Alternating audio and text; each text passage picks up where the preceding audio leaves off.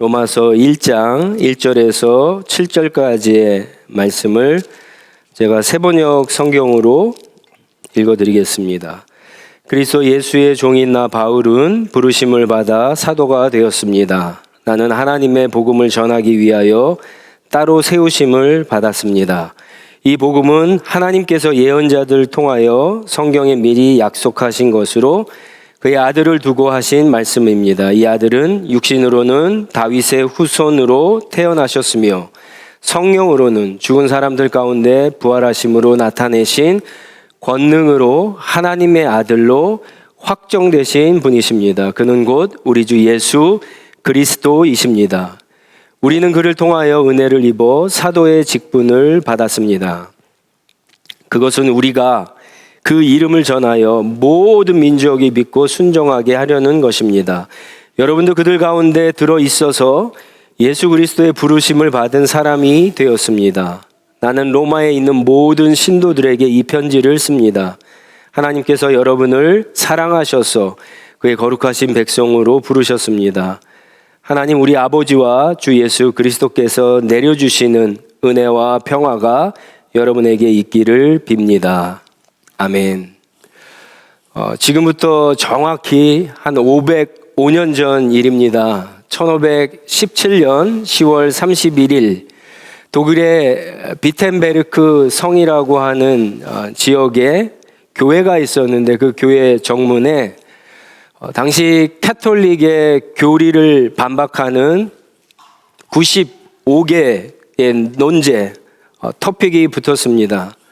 당시 신부이고 비텐베르크 대학의 신학대학 교수였던 마틴 루터가 붙인 것인데 우리가 잘 아는 대로 이것이 불씨가 되어서 종교개혁이 시작이 됩니다.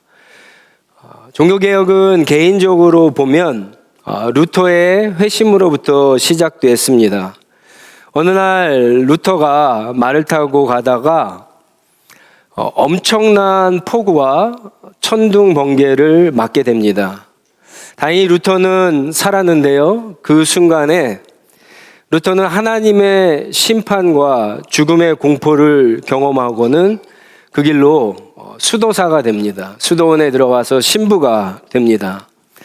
루터는 자기 책에서 자기가 신부가 되어서 하나님의 말씀을 많이 공부하고 수행을 하면 죄와 심판에서 벗어나 구원을 받게 될 것이라고 생각을 했습니다. 세월이 많이 지났습니다. 루터가 정말 신부가 되었고 얼마나 많이 공부했는지 신학 박사가 되었습니다. 교수가 되었습니다. 하지만 루터가 생각했던 대로 그 문제가 해결되지 않았습니다. 1513년에 루터는 비텐베르크 대학에서 이제 신학생들을 가르치게 됩니다. 종교개혁이 일어나기 전까지 한 4년 동안 그렇게 가르치는데 루터가 가르쳤던 과목은 시편 말씀, 그리고 히브리서 말씀, 갈라디아서 말씀, 그리고 로마서 말씀을 가르치게 됩니다. 그런데 로마서 말씀을 읽다가 로마서 1장 17절 말씀을 읽다가 루터는 회심을 경험하게 됩니다. 루터뿐만이 아니죠. 교회 역사를 보면 수많은 사람들이 하나님의 말씀, 특별히 로마서를 읽다가 회심하는 이야기들이 많이 있습니다. 교회 역사에서 가장 위대한 신학자 중에 하나였던 성 어거스틴도 로마서 말씀을 읽다가 회심을 했고요. 우리가 잘 아는 감리교의 창시자죠. 존 웨슬리도 이 루터가 쓴 로마서에 관한 책을 읽다가 회심을 하게 됩니다. 그래서 많은 사람들이 이 로마서를 가리켜서 회심의 책이다, 종교개혁의 책이다, 복음서 중에 복음서다라고 별명을 붙입니다. 저와 여러분들이 오늘부터 이 로마서의 말씀을 함께 나누게 됩니다. 네, 여러분들 이 말씀을 읽으면서 언제 또 로마서를 보게 될지 모르잖아요. 그래서 여러분에게 숙제를 하나 드리겠습니다. 로마서를 제가 몇 번 강의할지는 모르겠지만 한 20번 이상 할 것 같아요. 그런데 강의하는 동안 매주 여러분들은 이 로마서를 1장에서부터 16장까지 한번 읽어오셔야 돼요. 제가 계산을 해보니까 월요일부터 금요일까지 하루에 2장씩 읽고 주말에 토요일이랑 주일에 3장을 읽으면 로마서를 다 읽을 수 있습니다. 그럼 한 20번 설교한다 그러면 20번은 읽는 거잖아요. 그렇게 읽고 하나님의 말씀을 받을 때 여러분 이 로마서 안에 감추어졌던 하나님께서 이 로마서 말씀을 통해서 수많은 사람들에게 은혜를 주셨는데 그 은혜가 그렇게 하나님의 말씀을 듣는 저와 여러분에게 나타나게 될 줄 믿습니다. 오늘은 첫 시간인데요. 1절부터 7절까지는 이제 로마 교회 성도들에게 보내는 인사말입니다. 오늘 편지에 보면 사실은 오늘날 우리가 쓰는 편지 형식과는 다릅니다. 오늘날 우리는 편지를 쓸 때 요즘에 편지를 잘 안 쓰죠. 편지를 쓸 때 보통 어떻게 쓰죠? 뭐가 가장 먼저 나오죠? 편지를 받는 사람들이 먼저 나오죠. 그래서 to 누구라고 씁니다. 그리고 마지막에 누가 썼다, from 누구라고 이렇게 이야기를 하죠. 근데 이 당시에는 순서가 거꾸로 됐어요. 물론 편지의 겉에는 seal이 있어갖고 그 seal을 보면은 누가 썼는지 알 수 있겠지만 사실 그 seal은 굉장히 이렇게 고위직에 있는 사람들만 쓴 거고 결국은 편지 안에 펼쳐봤을 때 앞에 처음 그 인사말을 보면서 아 누가 썼구나를 알 수가 있습니다. 오늘 본문 말씀에 보면은 바울은 자기가 누구라고 하는 것을 그렇게 먼저 이야기를 하죠. 그리고 1장 7절에 가보면은 편지를 읽는 사람들이 로마에 있는 모든 신도들이다라고 하는 것을 알 수가 있습니다.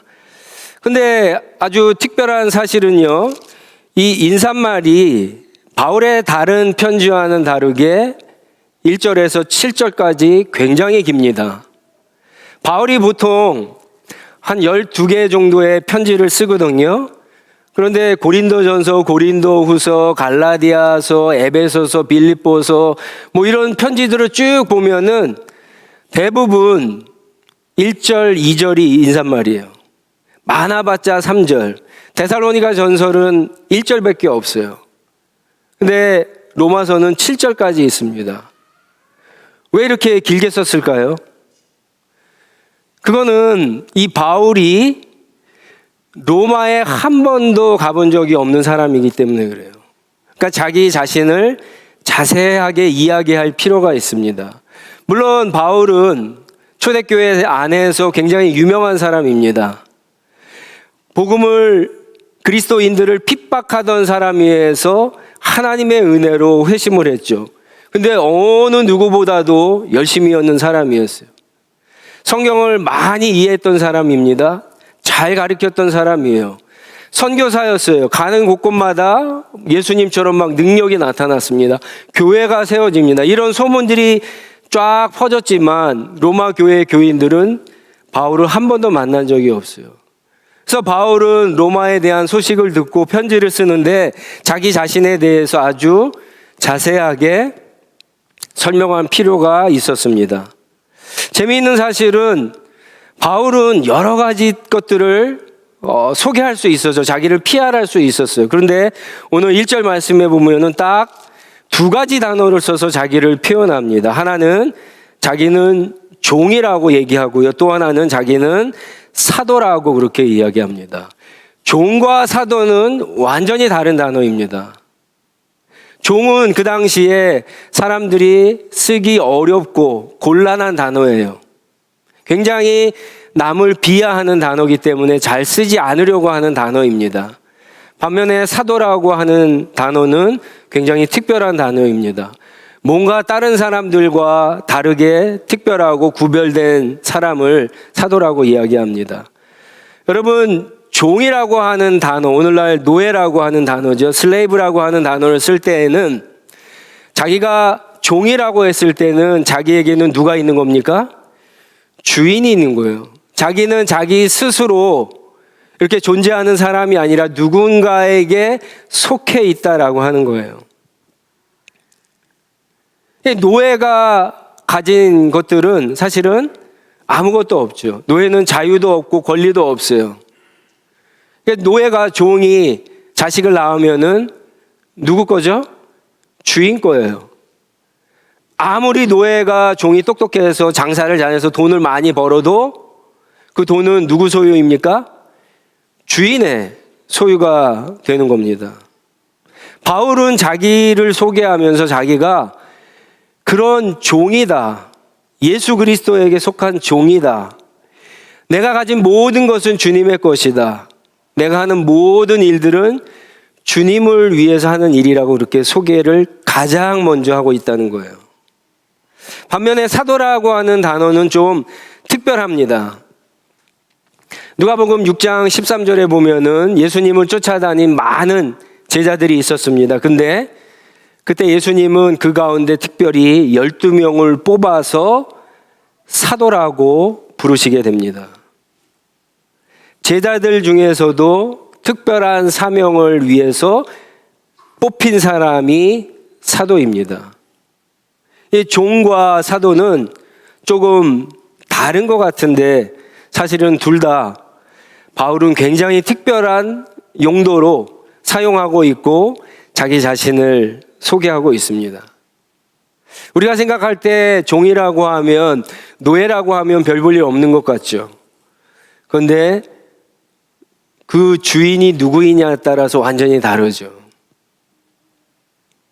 만약에 주인이 한 나라에, 그렇죠? 미국의 대통령이라고 한다면 그 미국의 대통령의 사신 종을 누가 무시할 수 있겠습니까? 하물며 사도 바울은 온 세상의 주인이신 예수 그리스도의 종이 자기라고 그렇게 소개를 하고 있습니다. 그리고 자기는 하나님으로부터, 그리스도로부터 특별한 사명을 받았다라고 그렇게 이야기하는데, 이제 그 사명이 뭐냐? 1절 후반부에 보면 나오죠. 하나님의 복음을 전하기 위해서 종이 되었고 사도가 되었다라고 그렇게 소개를 합니다. 자, 하나님의 말씀, 하나님의 복음이 뭘까요? 하나님의 복음은 여러분 3절 후반절부터 이제 계속해서 나오는데 3절부터 쭉 해서 나가면은 4절 마지막에 이렇게 이야기하죠. 하나님의 말씀이 곧 주 예수 그리스도라고 그렇게 이야기합니다. 하나님의 말씀, 하나님의 복음이 주 예수 그리스도이십니다.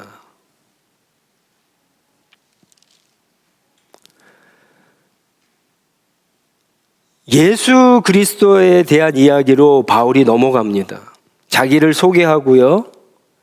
그리고 복음을 전하기 위해서 했는데 그 복음이 예수 그리스도라고 소개하고는 이제 모든 편지를 읽는 사람들의 관심이 예수께로 가도록 그렇게 이야기합니다. 예수님에 대해서 두 가지를 얘기하죠. 육신의 아들로는 다윗의 후손이라고 이야기합니다. 그리고 성령으로는 부활하심의 능력으로 하나님의 아들로 인정을 받은 분이라고 그렇게 이야기합니다. 다윗의 후손이라고 하는 것은 그 앞에 이렇게 설명되어 있는 것처럼 성경에서, 구약에서 하나님이 우리를 구원하기 위해서 보내주셨던 바로 그분, 메시아, 그리스도, 그분이 바로 예수님이다라고 하는 뜻이에요. 부활의 권능으로 하나님의 아들로 확정됐다라고 하는 것은 사람들 가운데 오늘날에도 뭐 죽었다가 다시 살아나는 사람들이 있지 않습니까? 신기하죠. 뇌사 상태에 빠졌다가 죽었다라고 판정을 받다가 살아나는 사람들이 간혹 있습니다. 의학적으로 과학적으로 설명할 수 없어요. 근데 그들은 곧 다 죽었죠. 결국은 뭐 짧게는 며칠 후에, 길게는 몇 년 후에 또 죽었습니다. 그런데 예수 그리스도는 죽으시고 사흘 동안 무덤에 들어가셨다가 다시 살아나셨어요. 그리고 다시 죽지 않으시고 승천하셨죠. 부활의 능력으로 그렇게 살아나신 그분이 누구시냐? 바로 그분이 하나님의 아들, 하나님이다 라고 하는 뜻입니다. 바울이 복음에 대해서 설명을 하면서 이렇게 자기 자신에 대해서 설명하고 빨리 예수 그리스도께 넘어가는 이유가 있습니다. 그거는 바울이 지금 전하고 싶은 복음의 핵심, 복음이 뭐냐? 그거는 예수 그리스도라고 하는 거예요. 복음은 메시지가 아니라 복음은 메신저라고 하는 거예요.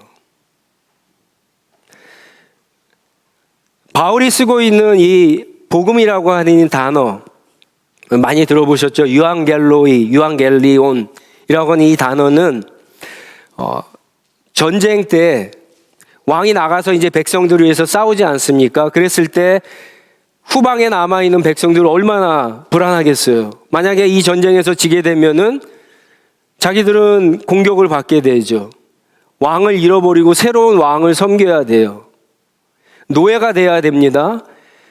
재물을 다 뺏겨요. 가정이 파괴됩니다. 죽음을 맞을 수가 있습니다. 그동안 평화롭게 살고 있던 것이 다 깨질 수가 있어요. 그런데 전쟁에 이겼을 때 그러기 때문에 왕은요, 백성들에게 빨리 사신을 보내요. 전령을 보내요. 메신저를 보냅니다. 그래서 걱정하지 말라 그래요. 전쟁에서 이겼기 때문에, 승리했기 때문에 계속해서 너희에게 선을 베푸시는, 너희를 사랑으로 베푸는 그 왕이 계속 통치하실 것이다. 그리고 너희에게 계속해서 평화가 이끌 것이다. 그렇게 보내는 그 내용, 그 사람이 바로 유앙겔리온, 복음이에요. 그러니까 복음이라고 하는 것은 어떤 내용이 아니에요. 어떤 것을 설명하는 게 아니에요. 설득하는 게 아니에요. 복음을 가지고 사람들에게 선포도 할 수 있지만 그것을 설명할 수도 있어요. 설득할 수도 있어요. 우리는 그것을 설교라고 합니다. 설교의 내용은 그렇지만 복음은요, 선포하는 거예요. 그냥 뉴스예요.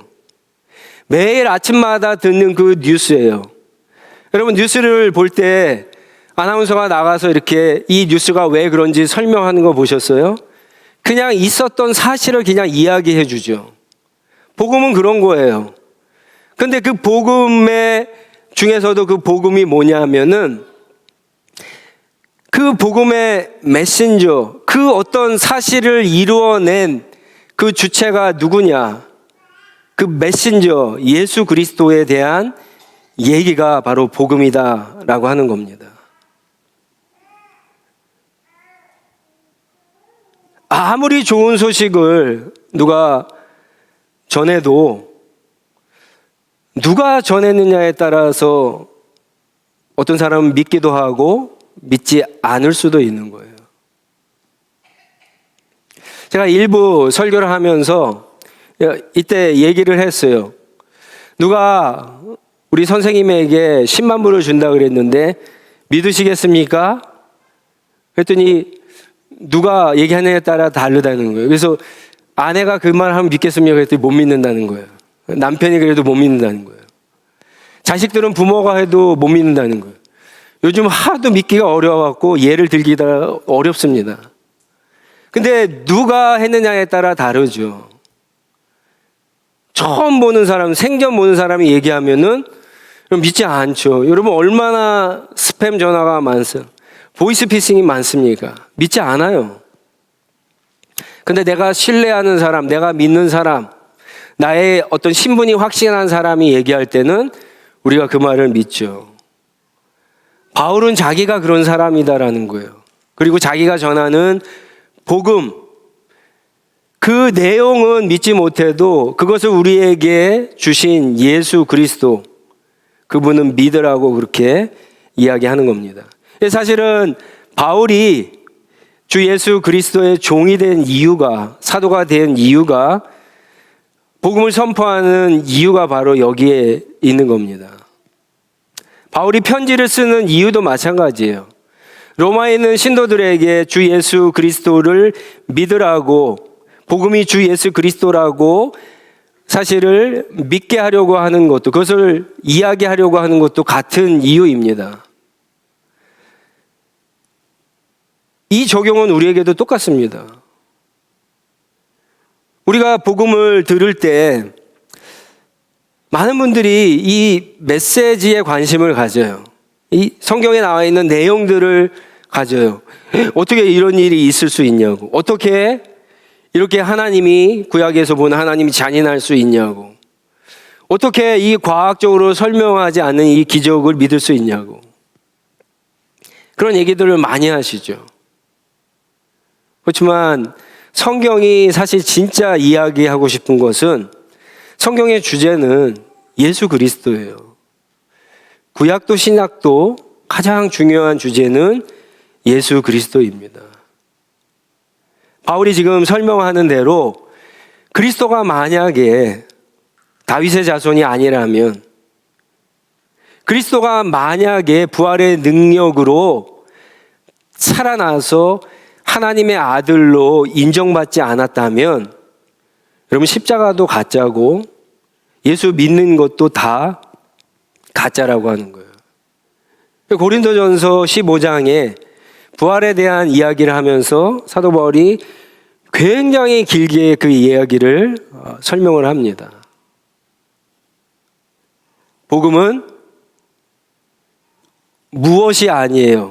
누구입니다. 복음은 메시지가 아니에요. 정말 복음은요, 메신저, 그분이 바로 그리스도라고 하는 게 가장 중요합니다. 어떤 사람들은 복음을 들을 때 바로 믿는 분들도 계십니다. 간혹, 많지는 않지만. 어떤 사람들은 복음을 자꾸 들어야지만 되는 사람이 있어요. 오랫동안 들어야 되는 사람들이 있어요. 어떤 사람들은 그냥 성경책 한 번 읽고, 아니 한 번도 안 읽고도 예수 그리스도가 나의 주님이라고 믿어지는 사람이 있어요. 근데 어떤 사람들은요, 성경을 몇 번 읽고 또 성경에 관련된 좋은 신학책과 서적을 몇 권을 읽어야지만 그렇게 되는 사람들이 있습니다. 근데 사실은 믿기가 어렵죠. 후자가 훨씬 더 많습니다. 성경을 읽으면서 너무나 이상한 이야기들이 많잖아요. 아니 어떻게 남자가 여자랑 잠자리도 하지 않았는데 어떻게 아이가 태어날 수 있어요? 그런 얘기 들어보셨어요? 어떻게 신이 인간이 될 수 있어요? 그런 얘기 들어보셨죠? 들어봤어요. 그리스나 로마 신화에 나오는 얘기죠. 그러니까 성경을 읽으면서 마치 어떤 신화와 동화책에 있는 이야기 그 수준밖에 생각하지 않고 읽는 거예요. 그러니까 거기서 아무리 예수 그리스도에 대해서 설명을 해도 그리스 로마 신화에 나오는 그 신, 그 대단한 영웅, 그 정도 이상은 예수 그리스도를 믿지 못하는 거예요. 여러분 어떻게 사람이 물 위를 걸어갈 수가 있어요? 어떻게 물고기 2마리랑 보리떡 5개로 5,000명을 먹일 수 있습니까? 어떻게 구름을 타고 하늘로 올라갈 수가 있어요? 설명이 안 되죠. 과학적으로 아무리 과학이 발달됐어도 설명이 되지 않는 부분입니다. 근데 500명이 봤거든요. 5,000명이 경험을 했거든요. 단순히 어떤 전설과 신화라고 얘기하기엔, 동화책이라고 얘기하기에는 그런 수준이 아니에요.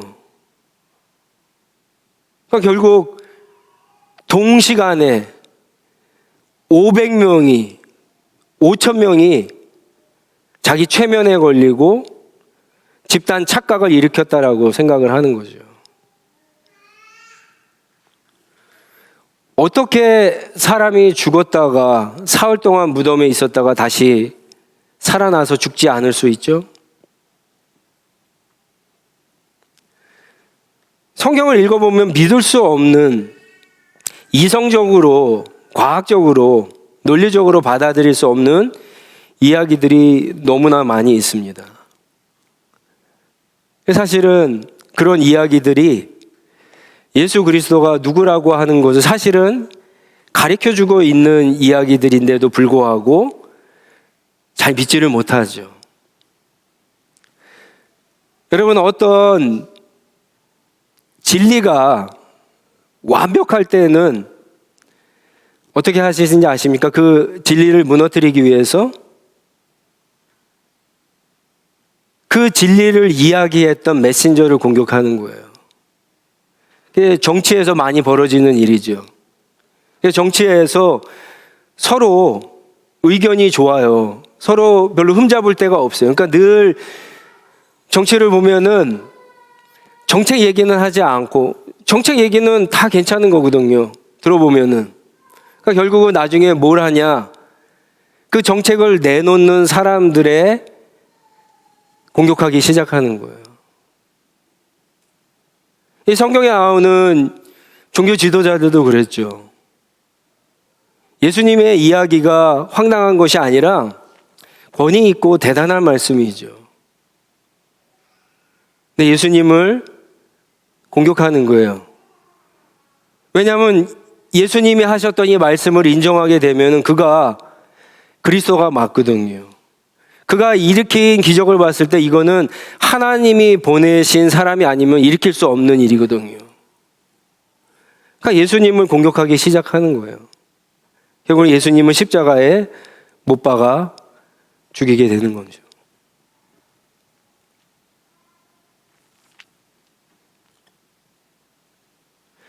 성경에는 인간이 이성적으로 합리적으로 이해하기 수 없는 일들이 너무나 많습니다. 아무리 과학이 발달됐어도 오늘날 과학으로 설명할 수 없는 부분들이 훨씬 더 많습니다. 그런데 만약에 이 세상에 우리 인간들만 있지 않고 이 세상이 어떤 우연으로 생겨난 것이 아니고 우연 플러스 진화겠죠. 그렇게 생겨나지 않고 이 세상에 만약에 신이 있다라고 한다면 그 신이 우리가 성경에서 얘기했던 그 하나님이라고 한다면, 예수 그리스도라고 한다면, 그분이 인간을 사용하셔서, 물론 성경의 말씀처럼 처음 하나님께서 이 세상을 말씀으로 창조하셨지만 오늘날 인간이 문명을 갖기까지 우리가 과학으로 발견했던 그런 진화의 과정들을 사용하셔서 하나님께서 인간의 문명을 여기까지 인도하셨다라고 한다면, 여러분, 성경에 있는 모든 기적과 모든 가르침들은요, 믿을 수 있는 얘기가 됩니다. 일단 인간의 생각이나 인간의 학문에서 신이라고 하는 존재는 과학을 뛰어넘잖아요. 인간의 능력을 뛰어넘는 분이잖아요.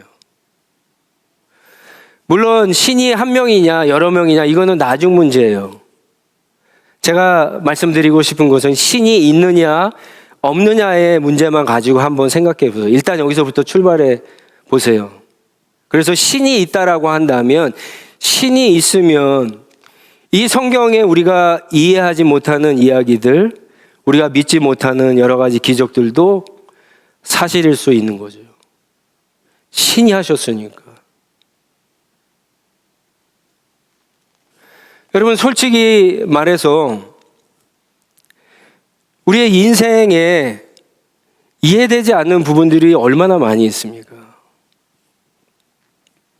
뉴스를 보신 분들, 어제 뉴스 보시고 많이 놀라시고 충격을 받으셨을 텐데, 이태원에서 일어난 우리 젊은 청년들의 죽음 153명이라고 제가 들었는데, 여러분 이해가 되세요? 우리 가까이에 그런 일들이 벌어지고 있는 것이 이해가 되세요?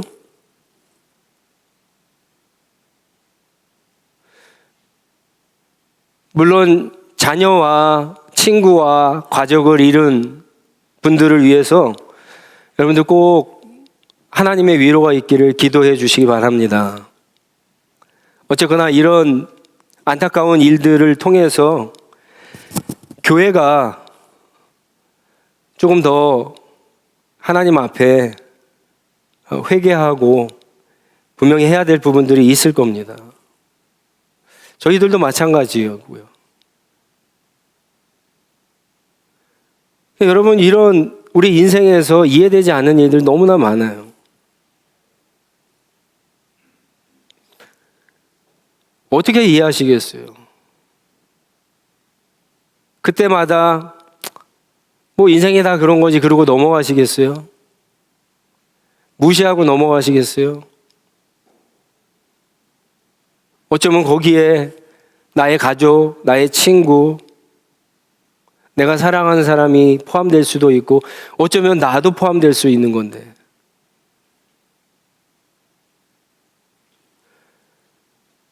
그런데 신이 있으면, 절대자가 있으면, 그분이 하나님이라고 한다면, 우리가 성경에서 발견하는 죄인을 위해서 아들을 보내셔서 자신이 죽을 수 있는, 그렇게 우리를 사랑하시는 하나님이 만약에 이 세상에 존재하신다고 한다면, 여러분, 우리는 인생에 일어나는 모든 일에 대해서 그냥 흘러보내지 않고 의미를 찾을 수 있다는 거예요. 우리의 인생이 훨씬 더 나은 삶이 될 수 있다는 거예요. 단순히 종교적으로 그런 얘기를 하는 게 아닙니다. 실제 그렇습니다. 하나님의 말씀을 통해서, 하나님을 만나서 인간의 역사에 유익을 끼친 수많은 사람들이 있어요. 하나님을 만나지 않았다면, 말씀으로 변화되지 않았다면 그들의 인생도 그저 자기 자신을 위해서 살아가다 없어지고 사라질 인생들이었어요. 하나님의 말씀이 사람을 변한 겁니다. 복음이 사람을 변했어요. 더 정확하게 얘기하면은 복음이 가리키는 예수 그리스도가 누구이시를 만났을 때 그의 삶이 변화된 겁니다.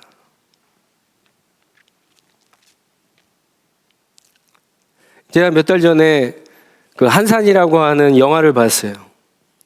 아마 보신 분들 계실 겁니다. 이수진 장군 일대기. 예전에 그 휴가 때 한국 갔다가 명랑이라고 하는 것을 보고, 이번에 한산을 보고, 또 3부작이라고 그러죠. 노량이라고 하는 걸 또 만든다고 합니다.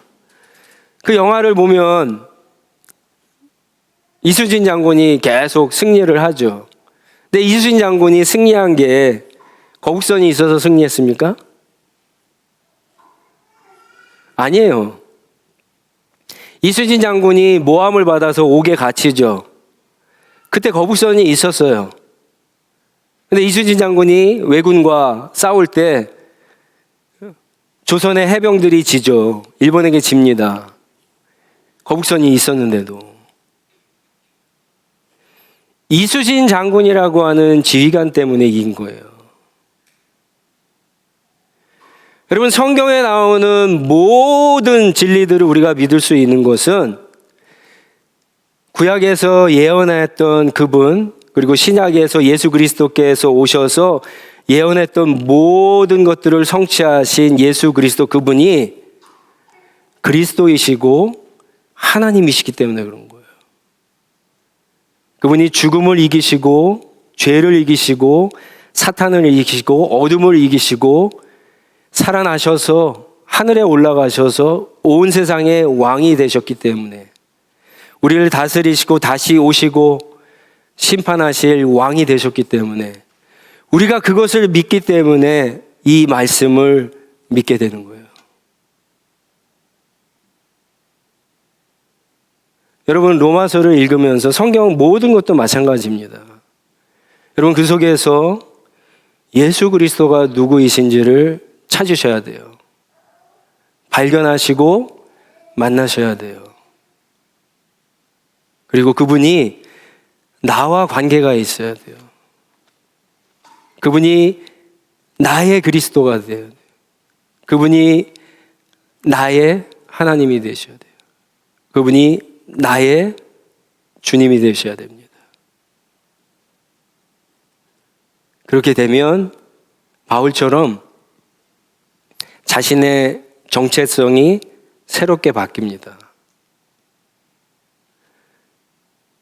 여러분, 가정에 엄마가 있습니다.